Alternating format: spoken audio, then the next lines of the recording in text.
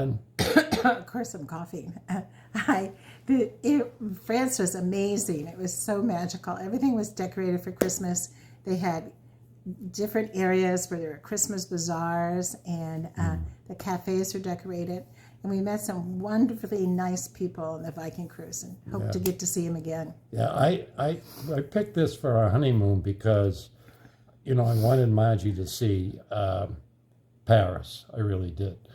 But we did more than Paris. We did the cemeteries and everything. Normandy. But I was so impressed with Paris, even though I had seen it before, because of the lights, the Christmas lights and everything. And I learned a lot too, because our guides really told me a lot that I didn't know before. The Viking cruises are really, they are proud to use people who are very knowledgeable, and it's kind of like a history. They really get into the history of the area, which you learn a lot. Yeah. So that's cool. I got to hit the button here. Oop.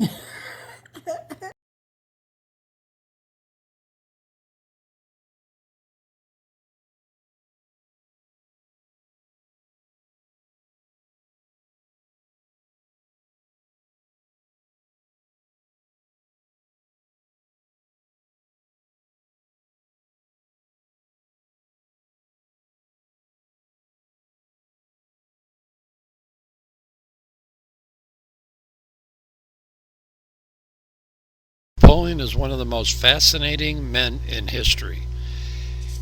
The French Revolution was in progress, and he managed, with a well-designed campaign, to get the English off the shore, the French shore. And he was made emperor. He actually crowned himself. He was a successful campaign against Russia, against Tsar Alexander I, and he actually took over Moscow successfully, except Tsar Alexander I burnt down Moscow just before Napoleon arrived. As a result, Napoleon was incensed, and against the better judgment of his generals, who said, hey, let's go back to Poland, rest, and then attack in the spring because the winters are onerous. Well, Napoleon disregarded that and was so incensed he followed Tsar Alexander I to St. Petersburg and lost 2/3 of his army. The people got so disillusioned with him, they exiled Napoleon to an island. He eventually left the island, and Paris and France had gone back to mayhem. He went back, and the generals welcomed him, and made him the emperor again. He then attacked the United Kingdom and lost the battle at Waterloo. Had he not gone to St. Petersburg in that winter, we would all be speaking French. But then again, if you think of a parallel with Hitler, if Hitler had not attacked Stalin, and he had continued with the agreement he had with Stalin, he could have taken over England, and as a result, we would not have gotten a foothold, and we'd probably be speaking German today.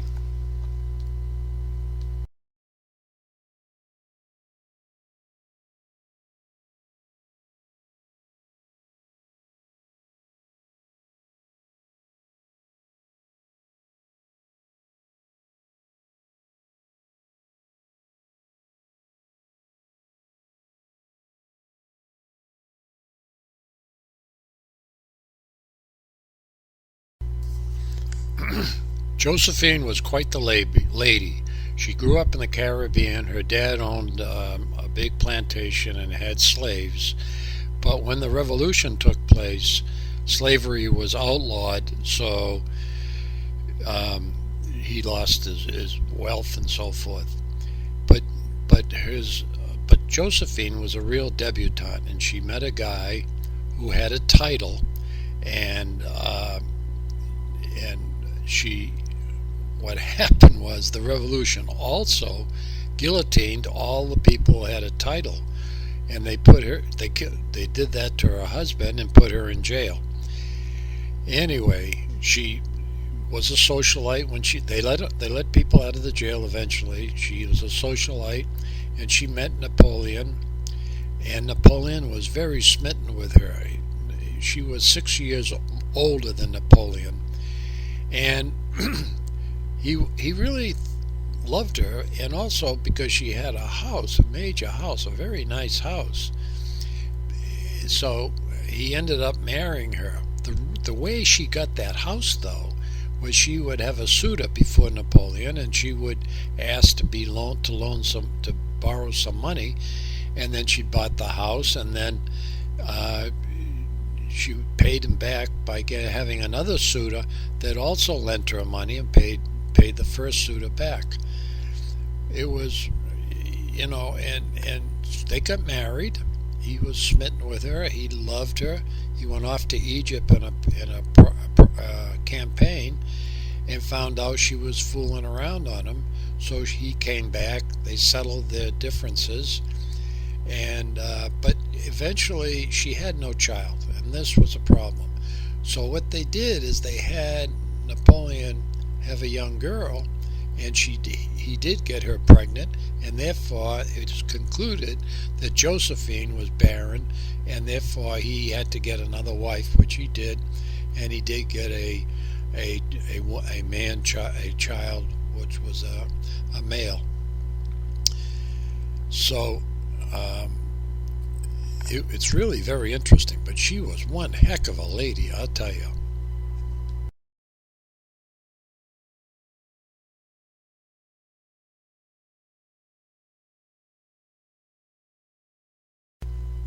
The cemetery at Normandy is very somber, and to think that there's nobody left from that invasion at all, and it's scary because people are going to forget all about it.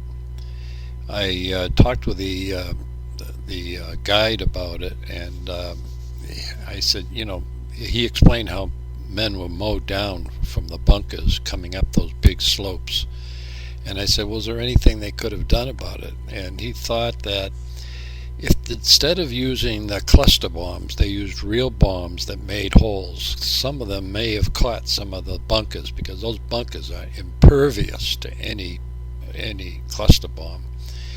And it would have provided for some holes for our men to dig in when they were coming in, so they weren't just mowed down.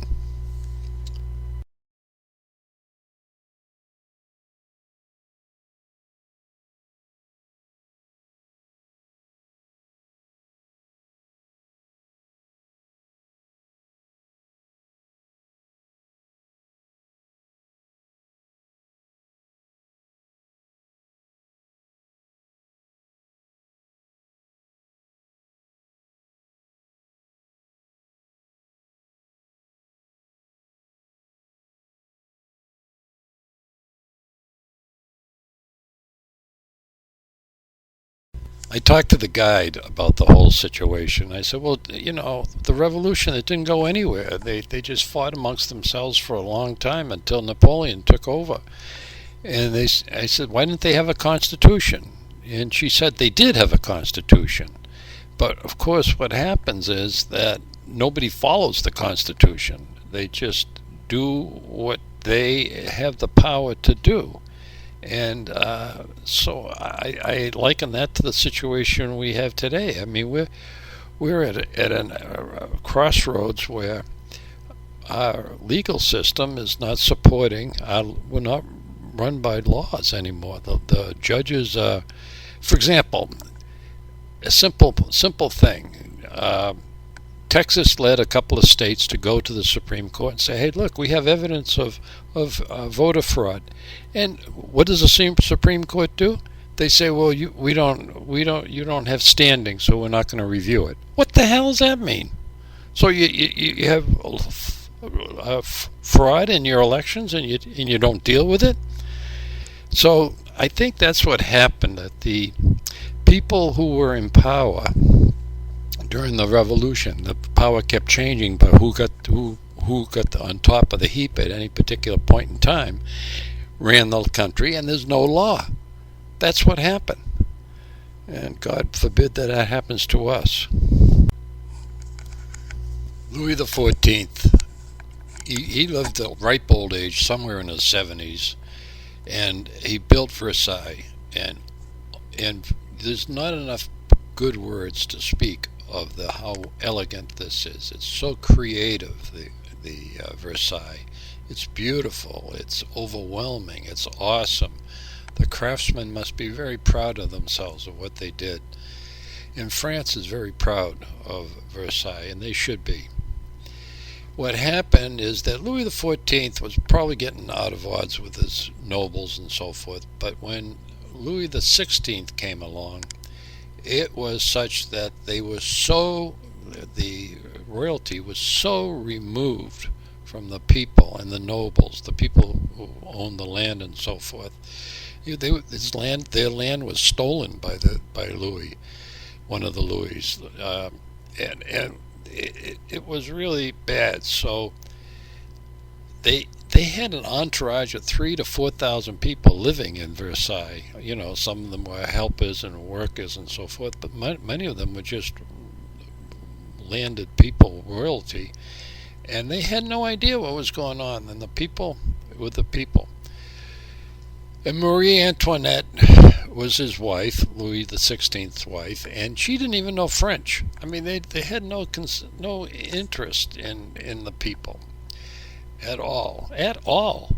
And so they rose up in a revolution, and they guillotined the king and the queen, and that's sad. That something like that could have happened, but it came about. Well, it's just sad.